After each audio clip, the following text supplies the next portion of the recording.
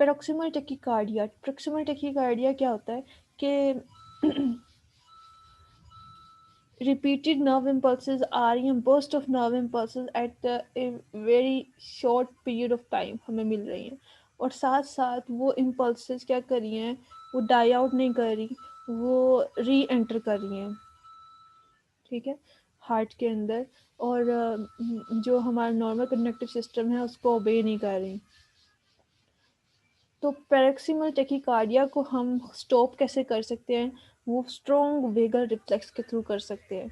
Strong वेगर reflex कैसे हो सकता है, दो तरह से हो सकता है, या तो हम पेनफुल प्रेशर हम डालें आइस पर, या फिर हम जो कैरोटिड साइनसेस है ना वहाँ पर प्रेशर डालें। अगर हम ये दोनों काम नहीं करते तो फिर हमें मेडिसिन यूज़ करनी पड़ेंगी, ड्रग्स यूज़ करनी पड़ेंगी।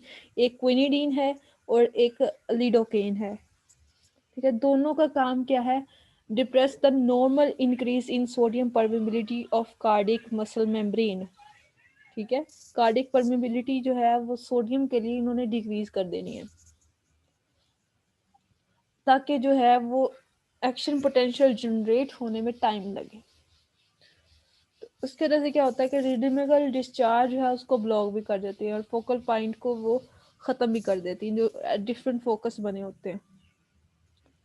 प्रोक्सिमल टैकीकार्डिया जो है वो क्यों बनते हैं, वो इस वजह से बनते हैं क्योंकि एक्टोपिक फोकाइज डिफरेंट रीजन्स पर बने होते हैं, ठीक है।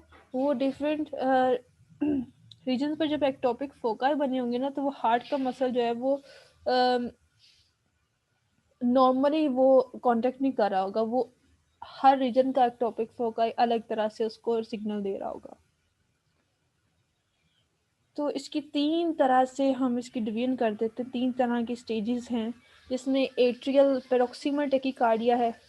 एट्रियल पैरोक्सिमल टैकीकार्डिया फिगर 13.12 में हम देख सकते हैं कि इसमें मेन बातें जो याद रखने वाली हैं वो ये है कि इंक्रीज्ड हार्ट बीट, दूसरा जो है इन्वर्टेड पी वेव, और तीसरी जो चीज़ याद रखने वाली है वो ये है कि P wave is partially super impose with T wave, ठीक है।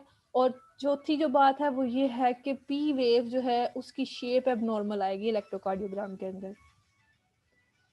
इसको अगर हम ये चार बातें याद रखें तो हम कार्डियोग्राम को डिटेक्ट कर सकते हैं कि उसके अंदर एट्रियल प्रॉक्सिमल टैकीकार्डिया हुआ है। एवी नोडल प्रॉक्सिमल टैकीकार्डिया में हमें पी वेव्स मिसिंग मिलती हैं।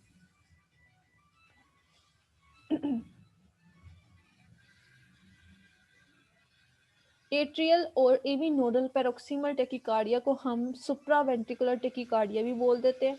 इसका क्या मतलब है कि सुपीरियर टू वेंट्रिकल्स ये टैकीकार्डियाज हो रहे होते हैं, इनका वेंट्रिकल पे कोई असर नहीं हो रहा होता, वेंट्रिकल्स हमारे नॉर्मल आ रहे होते हैं, ठीक है। जो एवी नोडल पैरोक्सिमल टैकीकार्डिया है ना, ये हम एडोलेसेंस से भी पहले ह्यूमंस जो होते हैं, जो बच्चे होते हैं उनके अंदर हमें देखने को मिलते हैं, लेकिन ये इतना कोई फेटल नहीं है, ये एक नॉर्मल चीज़ है उनके लिए, और जैसे ये एडोलेसेंस आ जाती है ये ख़त्म हो जाता है।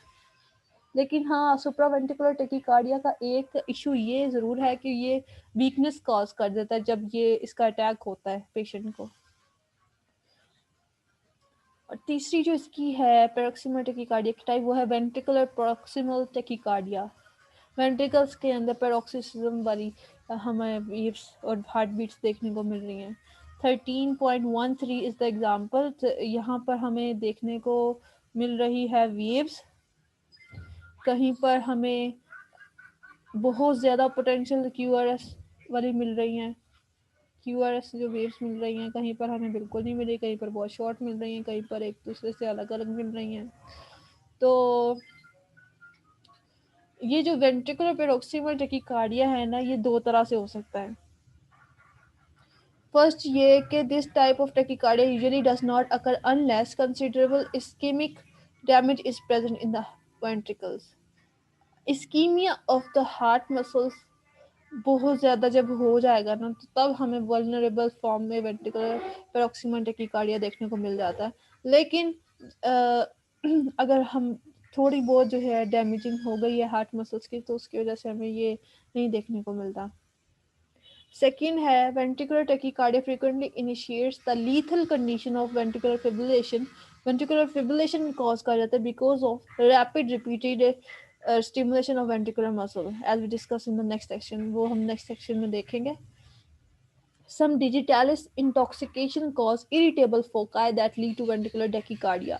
Conversely, quinidine which increase the refractory period, quinidine के दो काम है, क्विनिडीन ने एक तो रिफ्रैक्टिव पीरियड को इंक्रीज करना है, ठीक है, और दूसरा उन्होंने क्या करना है, threshold for excitation of cardiac muscle को इंक्रीज करना है, ठीक है। तो इन दोनों के साथ साथ उसका काम यह है कि उसने क्या करना है, ब्लॉक करना है इरिटेबल फोकाई को, उनको ब्लॉक करना ताकि वो जो है इम्पल्सेस जनरेट ना कर सके। दिस इज अब all about your paroxysmal tachycardia. Until the next video, इजाजत दीजिए, अल्लाह हाफिज।